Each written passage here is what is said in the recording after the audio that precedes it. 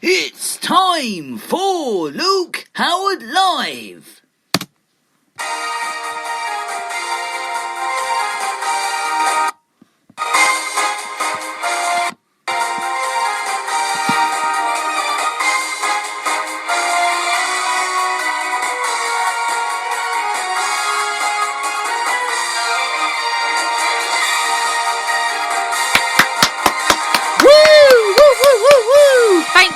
Thank you very much. Thank you.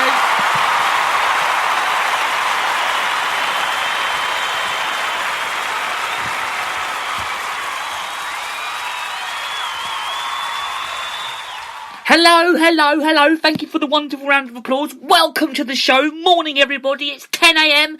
and it's Saturday, the 16th of January, 2021. It's great to have your company on the show today.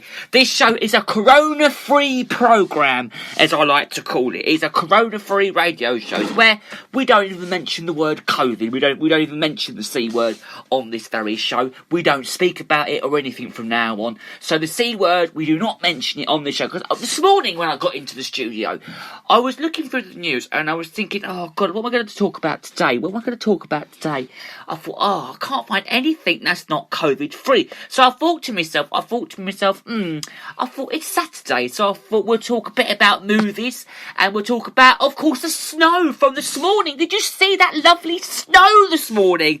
Oh my God, it was absolutely amazing. I'm going to talk a little bit about that snow in a moment because we've got lots of different places all over the country that did spark the snow from this morning. My next door neighbours got up early this morning and went out and had a look at the beautiful snow.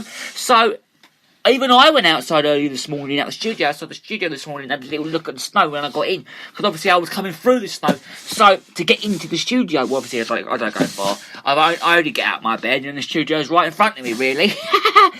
So I did look at the snow this morning. It is amazing. It was incredible. And then, of course, the rain came along and it's clearing it all away. So if it's snowing where you are this morning, do send us some lovely photos. John from Pembrokeshire sent me a lovely photo this morning. Lovely pictures, John, of your snow. It looks beautiful where you are. Obviously, you can't see it because, of course, this is radio, so you can't obviously see it. But I can because he sent me a beautiful photo of it this morning. So thank you very much for that, John. Thank you very much. So keep your photos coming through about the snow where you are, because it has been a beautiful snowy morning so far. Obviously, where I am now, it's clearing away. So let us know what the weather's like where you are, and we'll give you a mention on Britain's brightest, best radio show. Oh, okay. So we've got one piece of news to talk about today, because we don't speak about COVID anymore. We speak about other things now. We're talking about a WandaVision, which is the new Disney series set in a Marvel Cinematic Universe. Apparently it's been warmly welcomed by TV critics. We're going to kickstart by talking about that. But first, I'm going to tell you how you can get in touch with Britain's best radio show today. If you email GaryJHoward68@hotmail.com, or if you do email the other email, which is 345-457@student.hrc.ac.uk. All the details are on Instagram and my Spreaker page. Just get in touch with us on there, and then we'll give you the details on there. Or you can find the show on Instagram. Speaking of Instagram, you can find it on there. It's the Luke Howard fan page, or hashtag Luke Howard, hashtag Luke Howard Live, or hashtag listen to Luke Howard Live. I keep forgetting, because I've been doing Luke Howard at lunchtime this week, I keep forgetting what show it is. Yes, it's a Saturday show, Luke Howard Live, where every Saturday between 10 and 10:45 the show is live. But this weekend, it has been recorded, so it shall be out at about 10:30ish, so we'll put it out about then. Okay, we've got lots more things to look forward to today, including the National Days news, which is what we're going to be talking about in a moment, and I'm going to be talking about snow as well, a little bit about the weather, so lots to look forward to on the show. So let's kickstart then by talking about the WandaVision, which is the new Disney series, has been warmly welcomed by critics. So we are going to kickstart by talking about that piece of news. The first 2 episodes of this 9-part series, I've never really seen it before, but it was released yesterday with the remaining elements, which is set to be released weekly. But the majority of reviews have been awarded the show 4 stars instead of 5, but including those from Digital Spy, The Telegraph, The Guardian, and of course The Independent. But Empire's Helen O'Hara, she said the series was delightfully delightful to watch. The first 2 episodes of WandaVision are set in the 1950s and 60s and were presented in black and white. The series is going to be moving into colour in later episodes, but the show centres on the characters of Wanda Maximoff and Vision, who are living a domestic suburban lifestyle in the town of Westview, which is trying to control their powers. But WandaVision is going to be taking place after the events of 2019's Avengers, the Endgame, and sees Elizabeth Olsen and Paul Bettany. They're going to be reprise their roles as their 2 main characters. Well, I never knew that. The series, though, is going to be seeing the couple travel through the decades and powdering many classic TV shows in the very process. It's also understood every 30 minutes. Episodes will resumably... It's going to be the vintage US sitcom, although only the first 3 were actually made available for critics to watch. But each episode is a pitch perfect, from scripts to deliveries to lightening up the chronology as the aspect ratio. But loving party of classic sitcoms, said The Guardian's Lucy Morgan. But the joke is great because the performances are wonderful and it has the glorious air of something which has been shaped up by people who know exactly what they're doing and is where they want to go, and how they're going to be getting there as well. But the Telegraph's Ed Power described it as an electronic, if often delightful, take on an appendix fighter formula. As a loving passion of creaky American sitcoms, WandaVision is ending, and they said that the Olsen and Bettany are clearly having a hoot in their retro frocks and dad sweaters. But the in another 4-star review, the Evening Standard's this is Jake Helm. He praised the Olsen's acting, describing her as Marvel's new Golden Girl, and rightly so.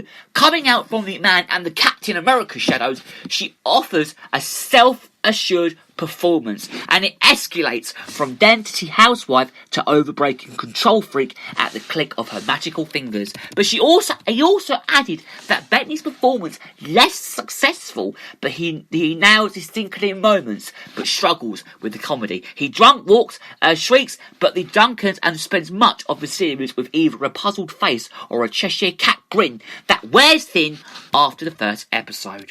But the several critics did welcome the fact that the Marvel Studios boss Kevin Feige is an executive producer of Fig, wonderful producer of WandaVision. But Fig is now in charge of all the studio's projects across film, TV, unlike the previous Marvel TV shows such as Jessica Jones and Agents of S.H.I.E.L.D., which were made by a separate division of that very company. But Den of Glitz Dunko said the show is a loving tribute to the kinds of wholesome and securely middle class conservative family comedies that began the profit of the TV around the mid-1950s. He added that WandaVision is a welcome return for the MCU that gets it to the next. The next phrase off an expected footing, but pays off both in entertainment value and promise of developments to come. But Marvel fans are going to be recognised by Wanda Maximoff, also known as Scarlet Witch, which has a technical advantage, who is haunted by the death of her twin brother. Now, we never knew that, but picturing her love Vision is a non-human spithold who can phrase through walls. However, both characters are near at originally there, and they're peppy, chronomistic, and sugar sweetie co-independent, with similarly no memory of their former selves. Noted the Independent's Louis Chilton, why exactly this is a mystery. The show is in no hurry, though, to explain. He concluded an eclectic structure and tone. WandaVision is a welcome, though, attribution for the franchise, whose financial flaw has long been its stiffing abluence to formula. It's the most sclery and urgent thing the MSC has ever made.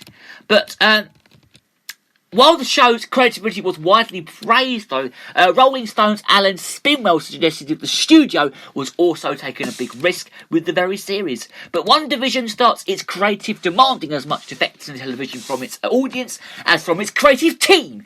He said it does not identify the smile at the sight of Vision using his powers to phase through an incrementally placed chair, or recognise that one episode takes place in a mirror image of the Brady family's house. You may, though, grow impatient for the actual story to be revealed by itself. Any investigative Marvel fans that are hoping for a swift injection of some action may come away from the first few episodes slightly disappointed, but WandaVision has a charm that deserves to be fully embraced, and there is a lingering promise that there's a whole lot more to be discovered. The feel as tone of the show is going to be bold choice, but one that absolutely pays off with a seamlessly endless list of Disney spin-offs and reimagines of the existing franchise. WandaVision has set to be a bar sky high and shows that there can still be room for creative flair and original storytelling as well, which is true because there could be more storytelling in this very programme.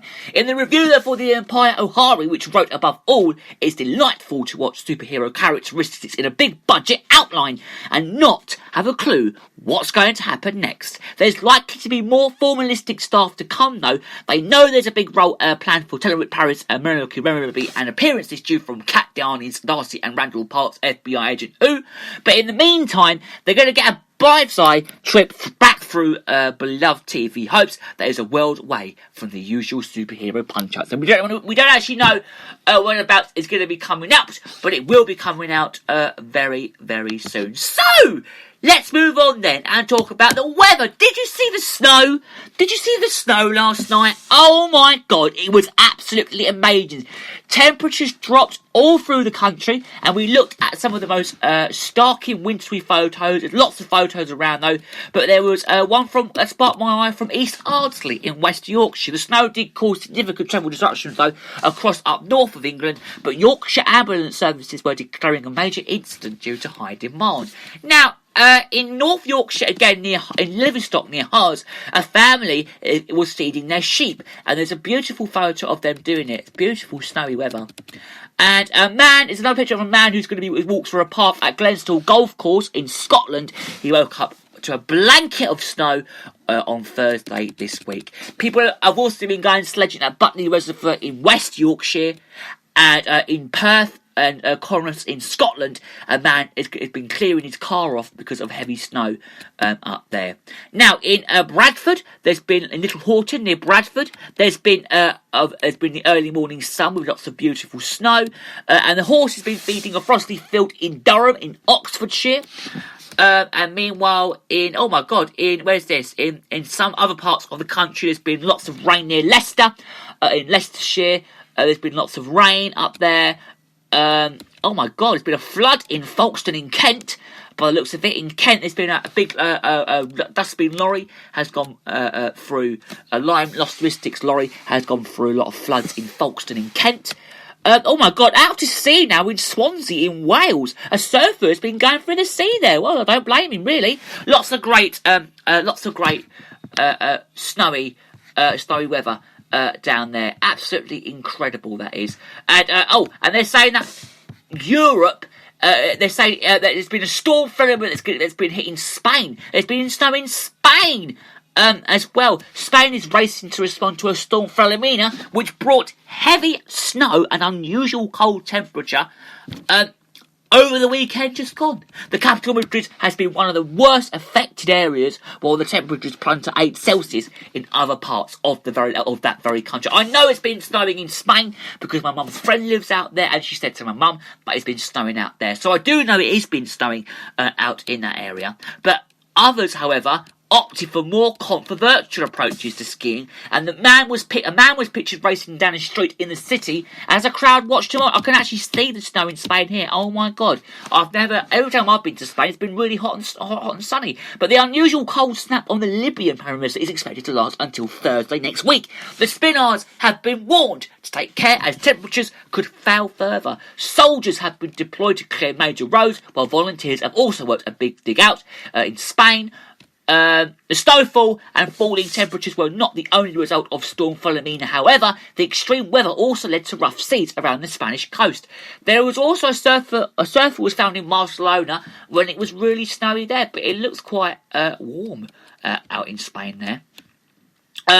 Lots of people have been on the beaches because it was 23 Celsius. Next week, apparently, it's going to be getting hot back down there. Next week, people have been out to sea, nutty people. There's been high temperatures for January In 1987 and 2010, according to the National Observatory of Athens, people made the most of the unusual weather with badminton in Athens, pictured playing games and swimming in the sea, which is very unusual, really. But yeah, so it's been very rainy out that very way. So if you are out in Spain and you are listening to the show at the moment, morning to all of our Spanish viewers, morning to all the Spanish viewers, yeah, I hope it's snowing wherever you are at this very moment. So